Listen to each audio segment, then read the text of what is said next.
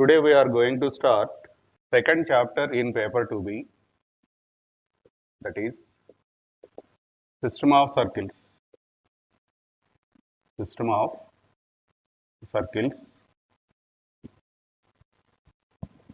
దీన్ని తెలుగులో వృత్త సరణులు అని అంటారు. వృత్త సరణులు. Weightage in IPE, weightage in IPE is 6 marks. VSAQ1 and SAQ1. Before we discuss the concepts in this chapter, first of all we see what is the meaning of this chapter. Name is system of circles. System of circles means it is collection of circles. So, if you look at the previous chapter, in the previous chapter we discussed problems related to one or two circles. But in second chapter we discussed the problems related to two or more circles. So, we start this chapter by taking angle between two intersecting circles. Two intersecting circles.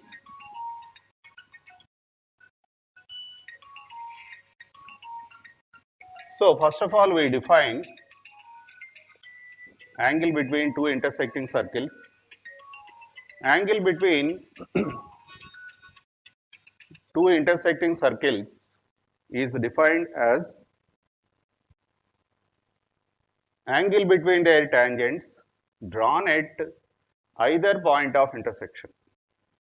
Suppose I am taking two circles which are intersecting. This is the first circle and this is the second circle. Let us say these are intersecting at the points P and Q. Now, angle between two intersecting circles is defined as angle between their tangents drawn at either point of intersection. That means we can draw the tangents at P or at Q. So, let us take the tangent at P to the first circle. Similarly, you take the tangent at P to the second circle. Now, angle between the two circles is defined as angle between their tangents, that is denoted by theta. You have second point of intersection also. Even if you draw the tangents at the second point of intersection, and if you find the angle between them, that will be also theta. That means I take the tangent at Q to the first circle, similarly to the second circle, and this angle is also theta. So, the angle between two intersecting circles is defined as angle between their tangents drawn at either point of intersection. రెండు వృత్తాలు రెండు బిందువుల వద్ద ఖండించుకున్నప్పుడు వాటి మధ్య కోణాన్ని కనుక్కోవడానికి ఖండన బిందువుల వద్ద మనం స్పర్శరేఖలు గీసి ఆ స్పర్శరేఖల మధ్య కోణాన్ని కొలిసినప్పుడు వచ్చే కోణమే ఆ రెండు ఖండించుకునే వృత్తాల మధ్య కోణం అవుతుంది. Now let us take the formula for the angle between two circles. Before I write the formula, first of all I introduce the notation for two circles in this chapter. You already know any circle is denoted by S, that is x square plus y square plus 2gx plus 2fy plus c is equal to 0. I take it as the first circle. Suppose you want to write the second circle. The second circle is denoted by writing S dash. Its notation is x square plus y square plus 2g dash x plus 2 f dash y plus C dash equal to 0. To learn anything in mathematics, notation plays important role. So you should be thorough with the notation. So in this chapter, two circles will be denoted like this. Suppose you want to take the third circle also. In that case, we write S double dash, and in place of one dash, we write two dashes. So you should remember the notation for two circles. Now I am going to write the formula for angle between two circles. Now I take the first circle as S is equal to 0 and the second circle as S dash is equal to 0. Then the formula for angle between two circles is given by cos theta is equal to d square minus r1 square minus r2 square by 2 r1 r2, where r1 comma r2 are the radii of two circles, and d is the distance between their centers. The distance between their centers. So, if we take the first circle, center of the first circle is denoted by C1 and the center of the second circle is denoted by C2. If we take the distance between them, I join C1 with C2. So, this is the distance between the two circles.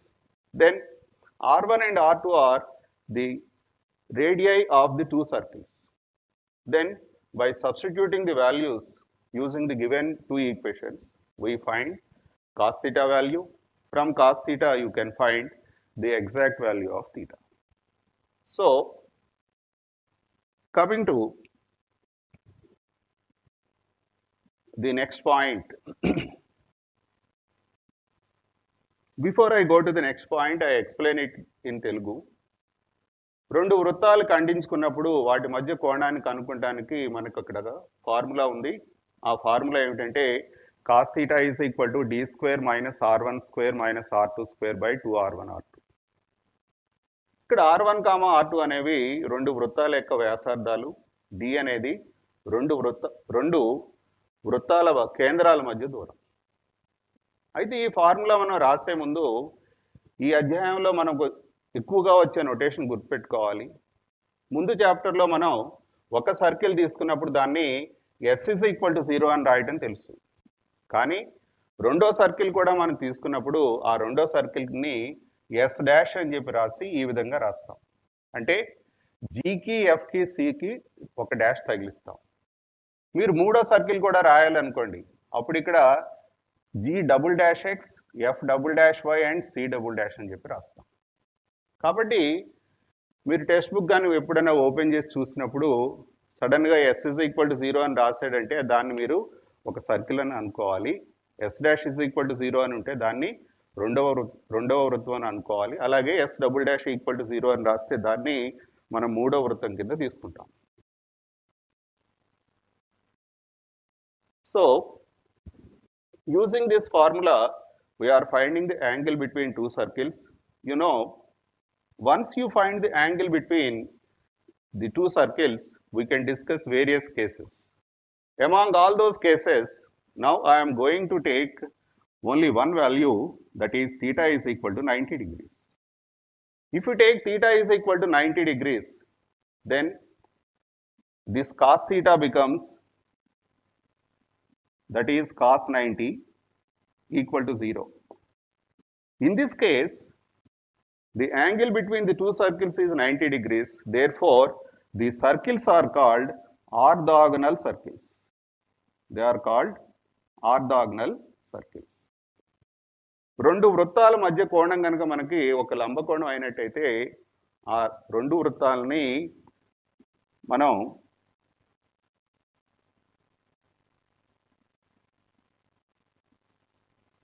లంబ వృత్తాలు అని అంటాం. So if theta is 90 degrees, then the two circles are called orthogonal circles. In that case, this formula reduces to cos theta is equal to cos 90 equal to 0. Therefore, here we write 0 and if you cross multiply, it becomes 0 is equal to d square minus r1 square minus r2 square, or we can write d square is equal to r1 square plus r2 square, r1 square plus r2 square. So this is the condition when two circles are at right angles. So we can say this is the condition for orthogonal circles. This is the condition for orthogonal circles.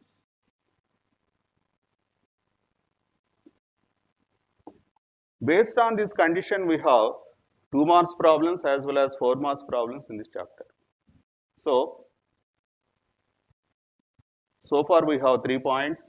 First one is the definition for angle between two circles. The second one is the formula for angle between two circles. And the third one is if theta is equal to 90 degrees, they are called orthogonal circles. And the fourth point is the condition for orthogonal circles is d square is equal to r1 square plus r2 square. Now, what I do is I write alternate form for d square is equal to r1 square plus r2 square. Here we are taking d is the distance between the centers. So I take the two circles like this. S is equal to 0 and S dash is equal to 0. For the first circle, center C1 is minus z comma minus f. For the second circle, center C2 is minus g dash comma minus f dash. And the radius of the first circle, root of g square plus f square minus c. Radius of the second circle is root of g dash square plus f dash square minus c dash. Then I find d value. D is nothing but C1, C2. That is distance between the centers. So you substitute the calculated value of d here and substitute r1 and r2 values, then this condition reduced to 2 into gg dash plus ff dash is equal to c plus c dash. Similarly, if you substitute r1, r2 and d values in this formula, then cos theta becomes c plus c dash minus 2 into gg dash plus ff dash by 2 into r1 root of g square plus f square minus c into root of g dash square minus f dash plus f dash square minus c dash. Now we see only these two formulae. I take cos theta here and this is alternate formula for cos theta. Why he is giving two different formulae? So when we apply the first form and when we take the second form,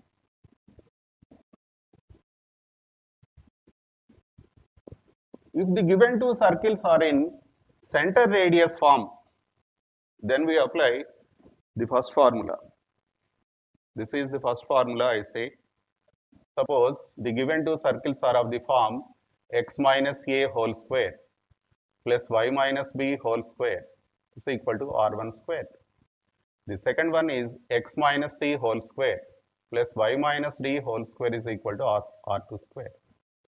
These two circles are called circles in center radius form. If the two circles are in center radius form, then it is easy to find r1, r2 values and d also. Here, center of the first circle is C1, that is a comma b, and the center of the second circle is C2, that is c comma d. Then we find d, that is C1, C2. But when we take the second formula, if you look at the second formula, it is completely expressed in gg dash, ff dash and cc dash. Suppose you are taking the circles like this: x square plus y square plus 4x plus 6y plus 7 is equal to 0, and x square plus y square minus 8y plus 3y plus 11 equal to 0. Here, the first circle is of the form s is equal to 0 and the second circle is of the form s dash is equal to 0. So, if the given two circles are of the form s is equal to 0 and s dash is equal to 0, then we say they are in the standard form. In that case, to find the angle, it is easy for us. Why? Straight away we can substitute C value and C dash. Similarly, we find G, F and G dash and F dash and we simplify. So, these are the two important observations. Now we are going to take one important concept in this chapter, that is radical center, or before that we take radical axis. Radical axis. This is most important concept in this chapter. Almost all 80% of the problems are based on radical axis. Now what is meant by radical axis? This radical axis is defined for two circles. So the definition is like this. The radical axis of two circles is defined as the set of points in a plane,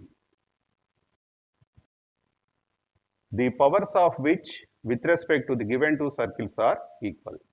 So I write the definition. The radical axis of two circles is defined as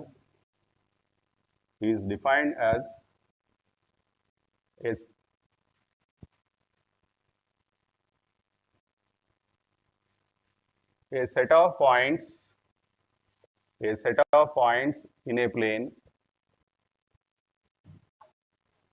the powers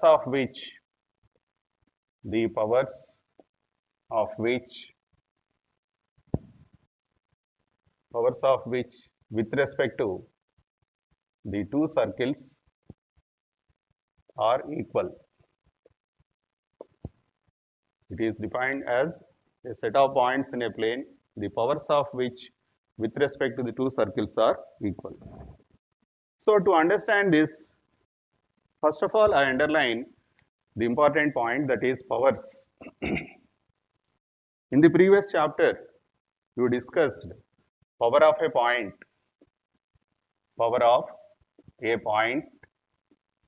Px1, y1 with respect to a circle S is equal to 0. It is defined as S11. And we have one more point. The length of the tangent drawn from an external point Px1, y1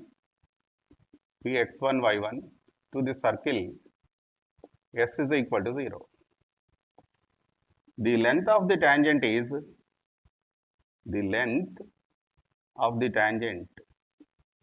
root of S11. Moreover, you can write power is nothing but S11, that is nothing but root S11 whole square. This last relation is useful to explain this definition.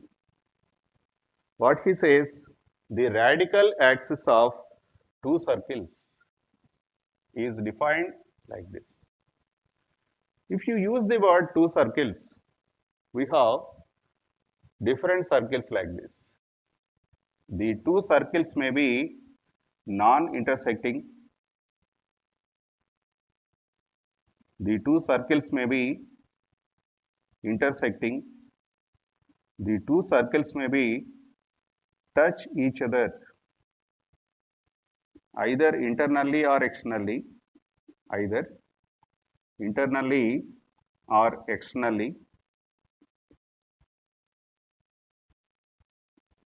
And the fourth case is one circle lies inside the other. One circle lies inside the other. And the fifth case is two circles are concentric.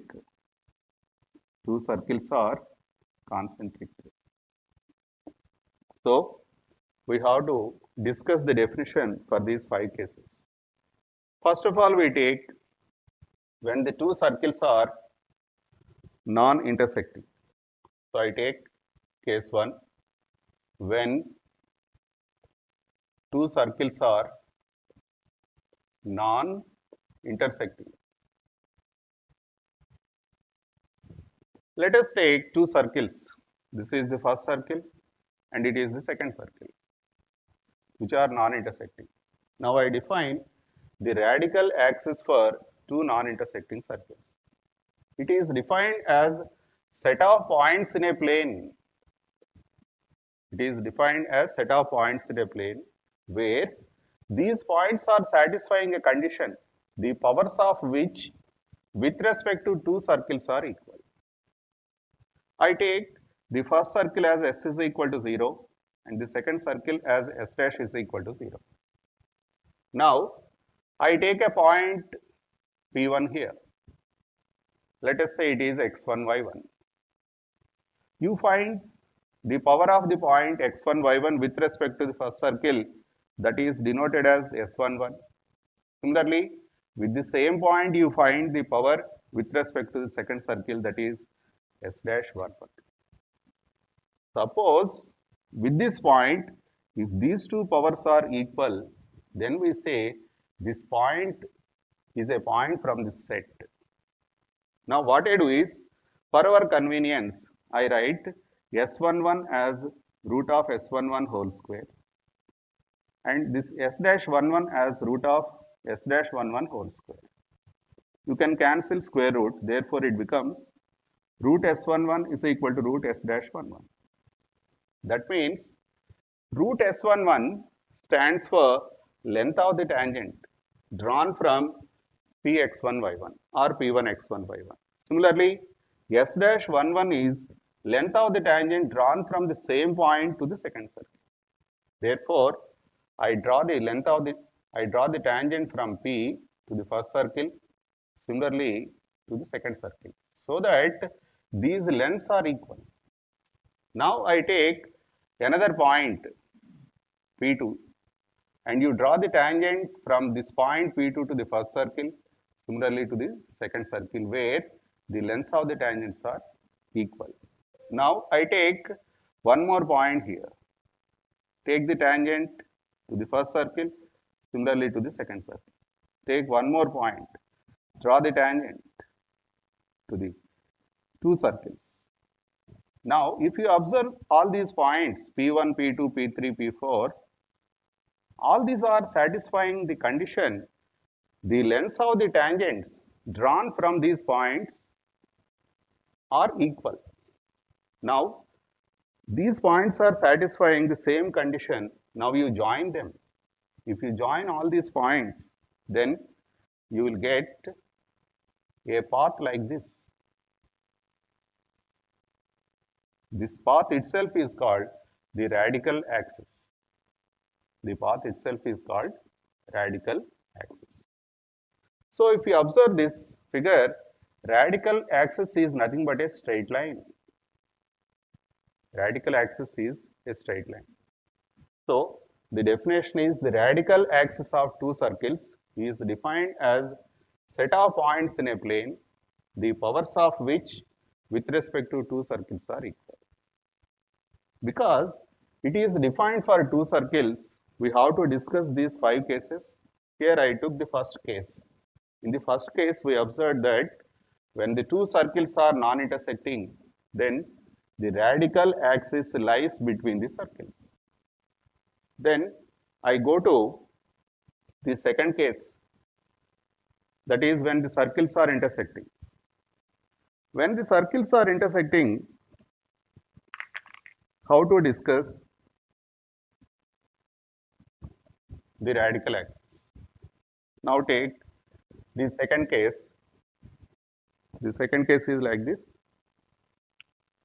Case 2. Case 2 is when the circles are intersecting. Let us say these are points of intersection P and Q.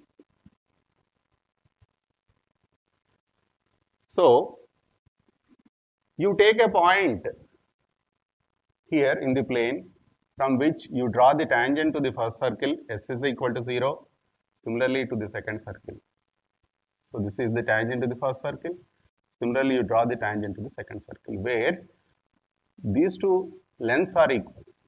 Now I take some other point here. From this point, I draw the tangent to the first circle and the second circle. In the same way, we can take another point here, similarly here. Draw the tangent to the first circle, similarly to the second circle, and one more point, draw the tangents. Now, if you observe these points, all these points are satisfying the condition, that is, the lengths of the tangents drawn from these points are equal. That means these points are satisfying the condition given in the definition. Therefore, if we join these points, we get a line like this. This is the line passing through these points. Now, if you observe this, it is again a straight line. Moreover, this line is a common chord for the two circles. Therefore, it is the radical axis, and which is also common chord for two circles. What I want to say finally, when two circles are non-intersecting, then the radical axis lies between the circles.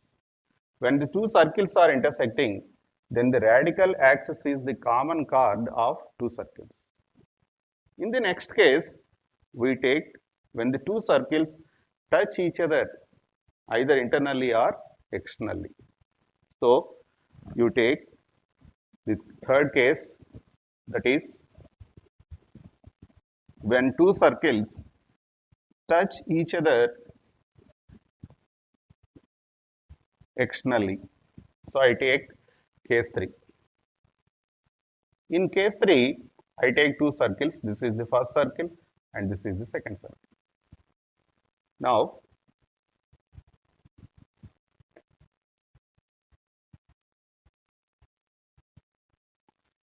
the two circles are touching externally. Now, you take a point from which you draw the tangents to the two circles so that they are equal. Take some other point. Draw the tangent from this point to two circles where the lengths of the tangents are equal. Like that, you take another point, draw the tangents to the two circles. Similarly, like this. That means all these points are satisfying the same condition, that is, lengths of the tangents are equal. Now you join all these points, you will get the path of these points. This line is nothing but the radical axis, or you can say this is the common tangent. It is the common tangent for the given two circles.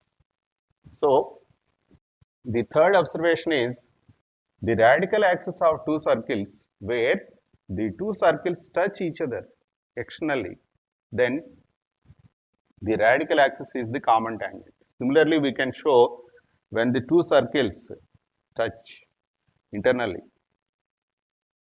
In this case, this will be the radical axis and it is also common tangent for the two circles.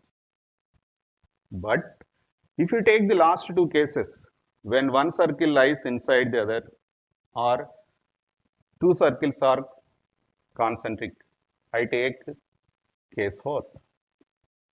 I take the first circle whose center is here, take the second circle, this is the center of the second circle. You take any point you like in the plane and you draw the tangent from this point to the first circle, similarly to the second circle. Clearly, you can say the lengths of the tangents are not equal. So, even if we take one more point, finally we get the tangents of different lengths. That means when one circle lies inside the other, we cannot define radical axis. Similarly, case 5. Case 5 is when the two circles are concentric. Concentric means circles with same center.